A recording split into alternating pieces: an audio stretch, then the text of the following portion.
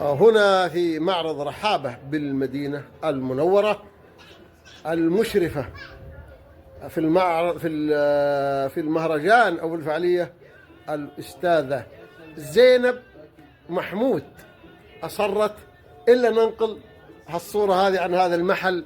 مشرفة المحل الأستاذة أريج تتحدث عن محل أصول التراث ومحتوياته. تفضلي. حياكم الله. أصول التراث مهتمين بالتراث على الأصول، متحف واستوديو وقطع نادرة وقطع من شغلنا. يوجد قطع نادرة، قطع من شغلنا، مهتمين بجميع التراث من المدينة وخارجها. حياكم الله.